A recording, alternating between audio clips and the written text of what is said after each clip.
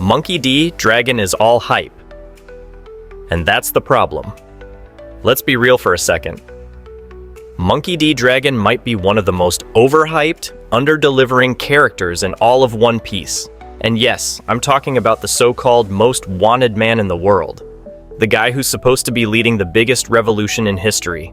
Luffy's dad, Garp's son, a man who's been teased since Logtown. And yet, here we are, over 1,000 episodes in, and what do we really know about him? Nothing. And that's the problem. Eiichiro Oda has had decades, literal decades, to make Dragon matter. But instead of giving us a true revolutionary, we got a mysterious guy in a cloak who stands on rooftops looking dramatic and saying vague things about freedom. People act like he's a top-tier chess master, a god of rebellion, a legendary warrior. But where's the proof? When Luffy was nearly executed in Marineford, where was Dragon? When Sabo nearly got cooked by Emu, where was Dragon? When the world is literally crumbling under the 5 elders and Emu's godlike powers, Dragon's just out here playing hide-and-seek in the shadows.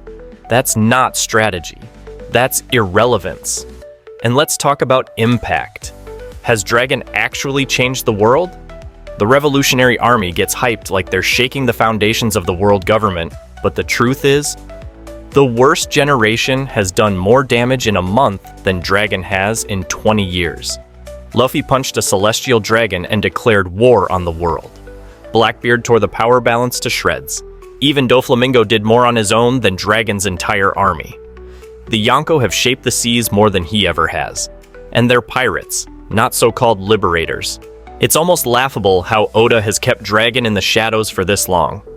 Fans treat him like a mix between Batman, Che Guevara, and Kaido. But what we've actually seen is a guy who shows up once every 300 episodes, says something cryptic, then disappears for another 6 years. It's lazy writing at worst, and wasted potential at best. You can't build a character up for 2 decades and then keep hitting the snooze button on him. And don't hit me with the Oda's saving him for the end excuse. If your character only matters at the finish line, then you failed to make them relevant during the race. Dragon should have been shaking the world alongside Whitebeard. He should have been influencing Luffy's path, clashing with the Gorosei, changing the course of history.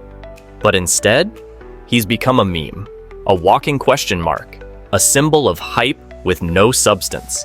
So until Dragon actually does something meaningful, something that shifts the entire landscape of One Piece, he's not the most wanted man in the world, he's just the most wasted.